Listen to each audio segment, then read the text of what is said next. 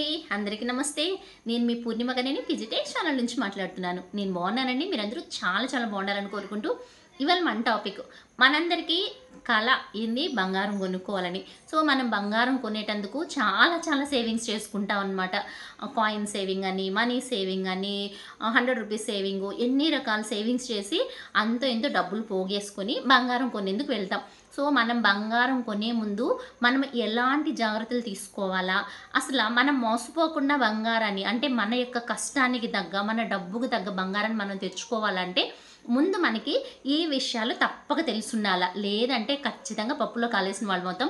అవి ఏంటి, మన బంగారం కొనే ముందు మనం ఎలాంటి విషయాల్లో జాగ్రత్త తీసుకోకపోతే మోసపోతాము. మనం కొన్నటువంటి ప్రతి రూపాయికి మనం బంగారం కొని ఆ బంగారం ధర జీవితంలో మన లైఫ్లో ఎటువంటి అత్యవసర పరిస్థితి వచ్చినా మనకి యొక్క లైఫ్కి ఒక ఆస్తిగా మార్చుకోవాలంటే మనం ఈ జాగ్రత్తలు కంపల్సరీ తీసుకోవాలా.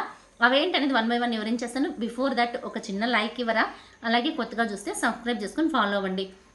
సో మన యొక్క డ్రీమ్ నగ ఏదైనా కావచ్చు. మన లాంటి మిడిల్ క్లాస్ వాళ్ళకి కొన్ని రకాల కళలు ఉంటాయన్నమాట, ఆభరణాలు కొనుక్కోవాలా అనేసి. సో దానికోసము ఎన్నో రకాల సేవింగ్స్ చేస్తూ ఉంటాము. తీరా షాప్కి వెళ్ళినాక మనకి కొన్ని రకాల అట్రాక్షన్స్ లోన్ అవుతూ ఉంటాము. స్టోన్స్ చూసో, రూబీస్ చూసో, కలర్ కాంబినేషన్ చూసో అలా మనము అట్రాక్ట్ అయిపోయి బంగారాన్ని ఎప్పుడు కొనకూడదు. సో మనం బంగారం కొనాలని ఫిక్స్ అయినప్పుడు ఆ యొక్క నగ మోడల్ ఏంటి, డిజైన్ ఏంటి, దాంట్లో ఎంత తరుగుపోతూ ఉంది, ఎంత వేస్ట్ వేస్తూ ఉన్నారు. నేను రీసెంట్గా ఒక షాప్కి వెళ్ళినాను. షాప్కి వెళ్ళినప్పుడు వచ్చి వాళ్ళు నాకు తక్కువ వెయిట్లోనే మీకు కాసుల పేరు ఇచ్చేస్తాము అని అయితే చెప్పారనమాట. అయ్య బాబాయ్, ఇంత తక్కువ వెయిట్, అది 24 గ్రామ్స్లోని కాసుల పేరు అయితే ఇస్తామన్నారు. దాంట్లో అయితే ఎలాంటి అంటే రాళ్ళు కానీ రప్పులు కానీ ఏం లేవు. కాసుల పేరు వాడు తక్కువ వెయిట్లో చేయడం కోసమని నాకు తరుగు అయితే 25% అన్నాడు. అంతే దిమ్మ తిరిగిందనమాట. 25% తరుగు కట్టి మనము తక్కువ వెయిట్లో బంగారం కొనడం అవసరమా అని.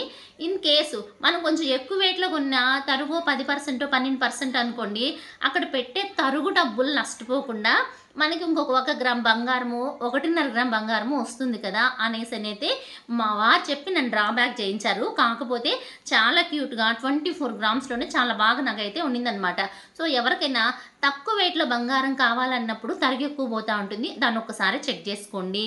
సో మనకి ఇంకా కంపల్సరీ కావాలా, తక్కువ వెయిట్లోనే కావాలా, అది ఒక పీస్ లాగా నాకు గుర్తుండిపోవాలా అనుకునే వాళ్ళు ఇలా తక్కువ వెయిట్లో ఎక్కువ తరుగుపోయేటువంటి నగకైతే వెళ్ళండి. కానీ మన డబ్బు నష్టపోకూడదండి. ఈ విషయాన్ని అయితే ఒకసారి చెక్ చేసుకోవాలన్నమాట. ఇంకా నెంబర్ 2, మనం కొనేటువంటి నగలన్నీ స్వచ్ఛమైనవా కాదా, అంటే ప్యూరిటీ ఎంత ఉంది, దానికి హాల్ మార్క్ ఎంత ఉంది, లోగో ఏమి ఇచ్చినాడు, ఎంబ్లం ఏముంది, మనం ఎలా దాని యొక్క ప్యూరిటీని చెక్ చేసుకోవాలి. ఎవరో వచ్చి చూసి ఎక్కడో చెక్ చేయాల్సిన అవసరం లేదు. మనకి ఇచ్చేటువంటి లోగోలోనే ఆ యొక్క సింబల్స్లోనే ఆ యొక్క ప్యూరిటీని వాళ్ళు రాసుంటారనమాట. అది 999 అని ఉందా, 24 అని ఉందా, 23 అని ఉందా, లేదా 22 అని ఉందా, లేదా 22/20 అని ఉందా, లేదా పర్సంటేజ్లో వేసుంటారనమాట. 80%, 75%, ఇట్లా పర్సంటేజ్లో ఎలా ఉంది అనేదాన్ని మనం ఒకసారి చూసుకొని మనం తీసుకునేటువంటి నగ ప్యూరిటీ ఎంత ఉంది అంటే ఓవరాల్గా 999 డివైడెడ్ బై మన యొక్క జ్యువెలరీ యొక్క ఎంత నెంబర్ వేస్తున్నారు దాన్ని ఇంటూ 100 మనం క్యాలిక్యులేట్ చేసాము అంటే మన యొక్క నగ ప్యూరిటీ అనేది మనకు తెలిసిపోద్ది. సో ఈ విషయంలో జాగ్రత్త తీసుకోలేదు అంటే 18 క్యారెట్స్, 14 క్యారెట్స్ కూడా 24 క్యారెట్స్, 22 క్యారెట్స్ ఆ యొక్క కాస్ట్ వేసి మీకు తరుగు కూలి ఏమి ఇవ్వట్లేదని అయితే కాస్ట్ బిభత్సంగా పెంచేసి మనకు అమ్మేస్తారు. అక్కడ నష్టపోవాల్సి వస్తుంది. ఒక్కసారి విషయాన్ని అయితే చెక్ చేసుకోండి. నెక్స్ట్ ఇంకొకటి వచ్చి మనము చేసేటువంటి మిస్టేక్స్లో ఏంద్రా అంటే మంచి స్టోన్స్ ఐటమ్స్ ఉండేటివో, రాళ్ళు ఉండేటివో, బీడ్స్ ఉండేటివో ఇట్లాంటి వాటికి బాగా టెంప్ట్ అయి కొంటా ఉంటాం అనమాట. సో అలా కొనొచ్చు, కొనకూడదు అని అయితే ఏం లేదు. కొన్నప్పుడు బంగారం సపరేట్గా, స్టోన్స్ వాల్యూ సపరేట్గా వేస్తున్నారా లేదా, ఈ యొక్క స్టోన్ వ్యాలీకి ఎంత కాస్ట్ వేస్తున్నారు, బంగారానికి ఎంత కాస్ట్ వేస్తున్నారు అనేది ఒక్కసారి చెక్ చేసుకోవాలన్నమాట. రీసెంట్గా నేను ఒక వీడియో చేశాను బీడ్స్ జ్యువెలరీ అనేసి. సో బీడ్స్ జ్యువెలరీలో 3.5 గ్రామ్ గోల్డ్ అయితే ప్యూరిటీ ఉంది. రిమైనింగ్ బీడ్స్ ఉన్నాయన్నమాట. వాళ్ళు బీడ్స్ వరకే 5000 వర్త్ అయితే కాస్ట్ చెప్పారు. నేనైతే కొంచెం భయపడ్డానమాట. అంటే ఆ బీడ్స్ వాల్యూ అంత ఉండొచ్చు, ఉండకపోవచ్చు. అది ప్యూరిటీ ఉండేటువంటి బీడ్సా?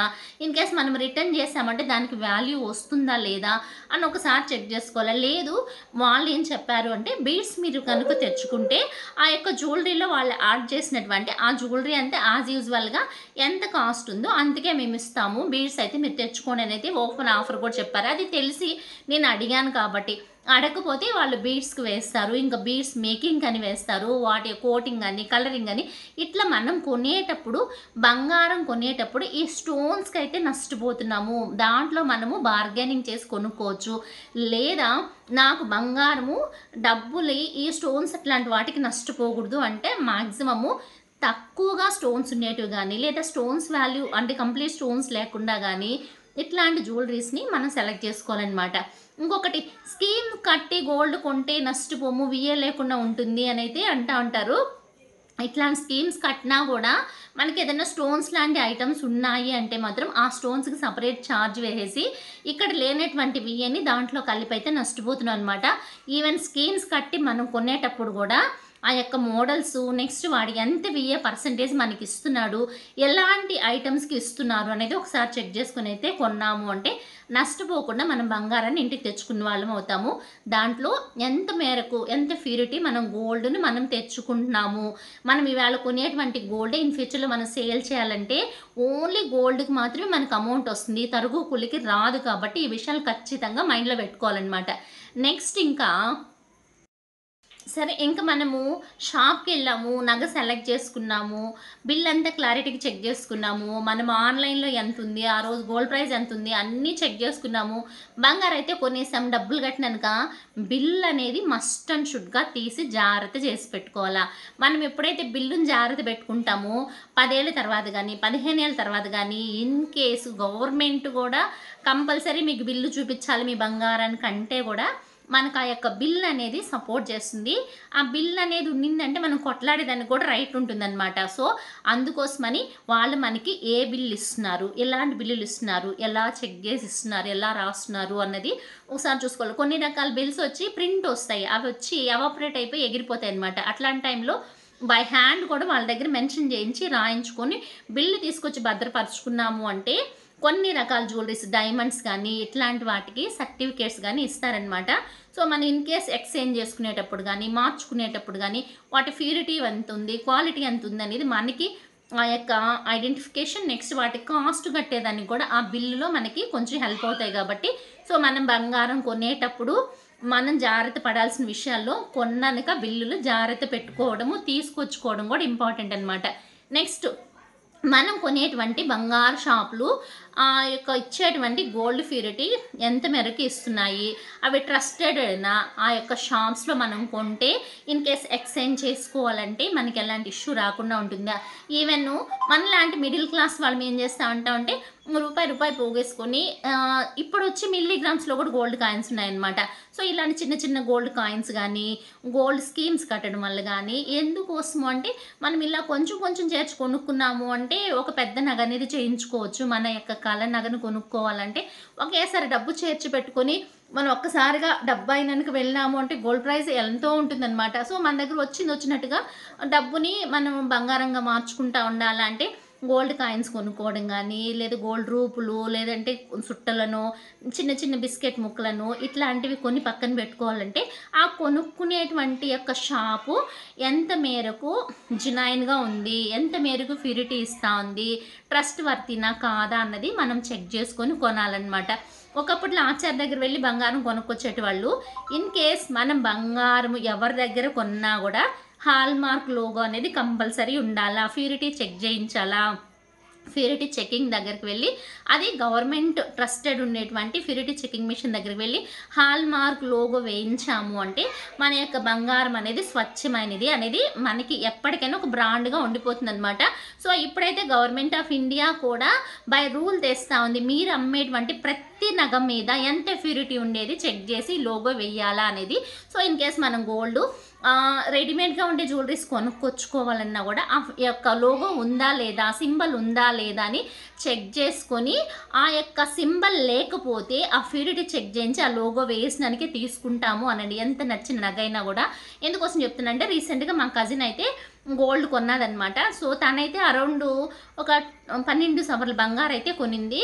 ఆల్మోస్ట్ 12 అంటే ఒక 120 గ్రాములు ఏమో కొన్నది. 120 గ్రాములు 140 గ్రాములు కొన్నది. అందులో వచ్చి నెక్లెస్‌లు, లాంగ్ హారాలు వాటికంతా లోగో సింబల్స్ 916 ఉంది.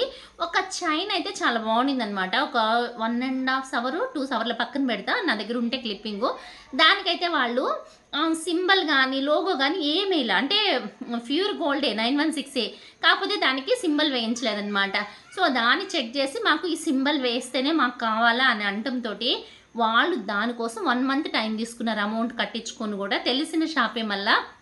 వాళ్ళేమన్నారంటే, "వెళ్లి రావడానికి టైం పడుతుంది. మీరు తీసుకెళ్ళండి మళ్ళీ ఏపిస్తామంటే" అట్లా కాదు.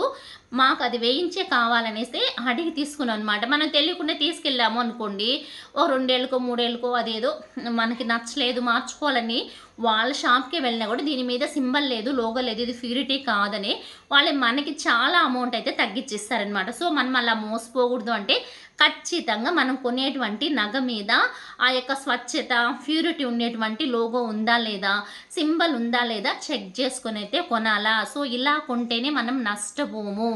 మనం పెట్టేటువంటి ప్రతి రూపాయి వాల్యూ మనకి రావాలా, మనం కొనేటువంటి ప్రతి రూపాయి పెట్టిన బంగారం వాల్యూ ఎప్పటికైనా మనకి కాకపోయినా మన తరతరాలకి, మన కుటుంబంలో ప్రతి ఒక్కళ్ళకి అనుభవించాలా అంటే మనం బంగారం కొనే విషయంలో మాత్రం ఖచ్చితంగా గోల్డ్ మనం ఏ రోజు కొంటున్నామో ఆ రోజు ప్రైస్‌కే వాళ్ళు అమ్ముతున్నారా లేదా, వాళ్ళు ఎక్స్‌ట్రా చార్జెస్ ఏమన్నా వేస్తున్నారా లేదా, వాళ్ళు ఇచ్చేటువంటి బంగారంలో ఎంత మేరకు ప్యూరిటీ ఉంది, స్వచ్ఛత ఉంది.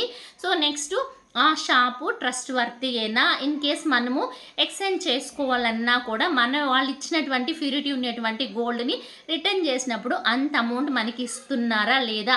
ఈ విషయాలన్నీ చెక్ చేయటంతో పాటుగా మనం కొనేటువంటి నగలు, మనము ఎలాంటి నగలు కొంటున్నాము, ఎక్కువ వేస్టేజ్ పోయేటువంటి నగలను కొంటున్నామా, ఎక్కువ స్టోన్స్ ఉండేటువంటి నగలను కొంటున్నామా, లేకుంటే అంటే లైట్ డిజైన్స్ ఉన్నా కూడా మంచి లుక్ ఉండేటువంటి నగలను కొంటున్నామా. నేనన్నట్టుగా ఆడు తక్కువ వెయిట్‌తో నగలు చేయించేసి ఎక్కువ తరిగేమన్నా వేస్తున్నాడా?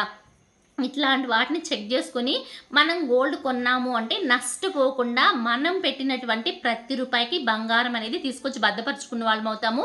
అలాగే మనకి నచ్చిన నగ కొనుక్కోవాలన్నా కూడా మాక్సిమము ఎలాంటి మోడల్స్ మనకి నచ్చుతాయి, కంపల్సరీ స్టోన్ నగే కావాలా, రాళ్ళ నగే కావాలా అంటే మాత్రము ఆ నగని మాటికి ఎక్స్చేంజ్ చేయడం కానీ, మార్చేయడం కానీ చెయ్యము అని ఒకసారి ఫిక్స్ అయితేనే ఆ కొన్నటువంటి నగ మన తర్వాత మన పిల్లలకో, వాళ్ళ పిల్లలకో మనం అట్లే జనరేషన్‌గా మార్చుకుంటా వెళ్తాము అంటేనే అట్లాంటి రాళ్ళ ఐటెమ్స్‌కి ప్రిఫర్ చేయండి. లేదంటే నష్టపోయిన వాళ్ళమవుతాము.